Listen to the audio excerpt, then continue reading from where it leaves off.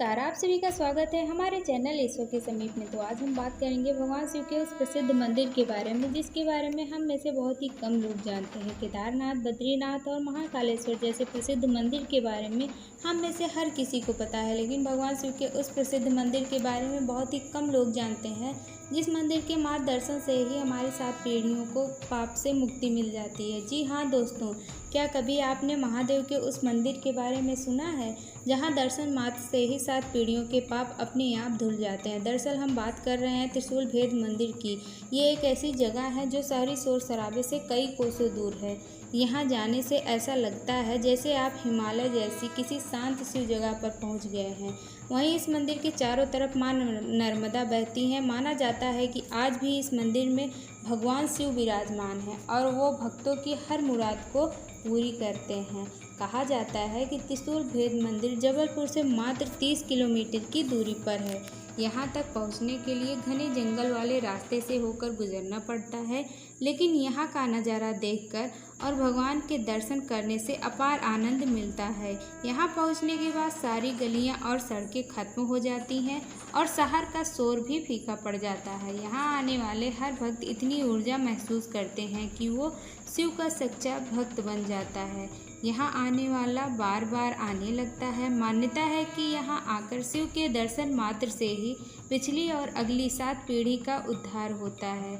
अच्छा दोस्तों, आपको बता दें कि इस मंदिर के नाम के पीछे भी एक पौराणिक कथा है जिसके बारे में शिव पुराण में बताया गया है।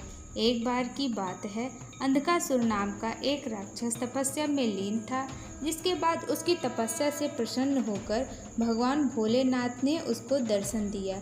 तभी अंधकासुर ने भगवान शंकर से अमरता का वरदान मांगा और तपस्या से तो उसने महादेव का मन जीत ही लिया था।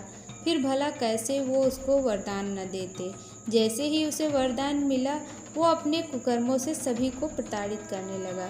भगवान भोलेनाथ भी उसके वरदान से बंधे हुए थे, इसलिए वो भी अंधकासुर का वध नहीं कर सकते थे। सोच विचार कर भोलेनाथ ने अपने त्रिशूल से अंधकासुर नाम के दैत्य का वध करने को कहा, लेकिन त्रिशूल ने भगवान शंकर से कहा कि ये संभव नहीं है। फिर भी अगर वो अंधकासुर को मारता है तो वो अपनी सभी दैवी शक्तियों को खो देगा। इसके बाद त्रिशूल ने आगे बढ़कर अंधकासुर का वध किया। उसके बाद त्रिशूल की शक्ति पूरी तरह से समाप्त हो गई, जिसके बाद भगवान शंकर अपने त्रिशूल को एक बार फिर से सक्रिय करने के लिए सभी शुभ स्थानों पर ले गए। इस बीच शंकर ने इस त्रिशूल को नर्मदा नदी में चला दिया। इसके बाद स्वाभाविक रूप से त्रिशूल अपनी पुरानी शक्तिशाली स्थिति में लौट आया। इसलिए इस स्थान को त्रिशूल भेद मंदिर कहा जाता है। कहा जाता है कि यहाँ दर्शन मात्र से आपकी 7 पीढ़ियों द्वारा किए गए पाप भी धुल जाते हैं। इसलिए इस जगह को बहुत ही पवित्र माना जाता है। दोस्तों, यही नहीं, शिव जी की एक ऐसा भी मंदिर है जो दुनिया खत्म होने की कहानी को बयां करता है। कहा जाता है कि उत्तराखंड के पिथौरागढ़ जिले में पाताल भुवनेश्वर गुफा का नाम का एक मंदिर है, जिसके बारे में पुराणों में भी बताया गया है। मान्यताओं के अनुसार इस गुफा के गर्भ में दुनिया के समाप्त होने का रहस्य छुपा हुआ है, पर सोचने वाली बात यह है आखिर कैसे।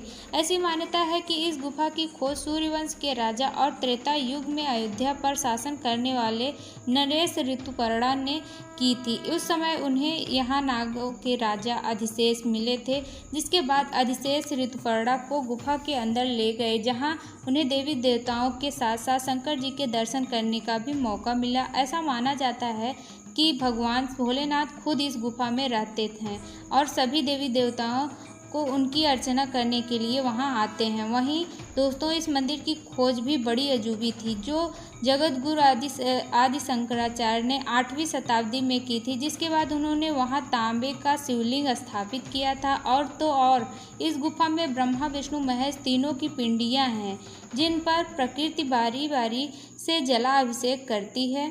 यहाँ 4 युगों सतयुग, त्रेता, द्वापर और कलयुग के प्रतीक रूप से 4 पत्थर स्थापित है। वहीं कलयुग का प्रतीक पत्थर सबसे ऊंचा है, जबकि पहले 3 युगों के जो पत्थर हैं उनमें कोई बदलाव नहीं होता है। लेकिन इस गुफा को लेकर कुछ ऐसा कहा जाता है जिसको सुनकर आप दंग रह जाएंगे। कहते हैं कि जिस दिन यह पत्थर छत से लटक रही पिंडी से टकरा जाएगा, उस दिन कलयुग का अंत हो जाएगा और प्रलय आ जाएगा। तो दोस्तों मेरी वीडियो अगर आप लोगों को अच्छी लगी है तो मेरे चैनल को लाइक एंड सब्सक्राइब करिएगा और कमेंट में ये लिखकर ज़रूर बताइएगा कि आप में से अभी तक त्रिशूल वेद मंदिर का दर्शन करने कौन कौन गया है और कौन कौन जाने वाला है।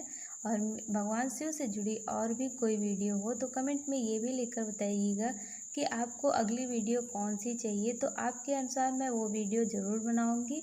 और नए वीडियो के लिए बेल आइकन का बटन दबाना बिल्कुल मत भूलिएगा। ओम नमः शिवाय।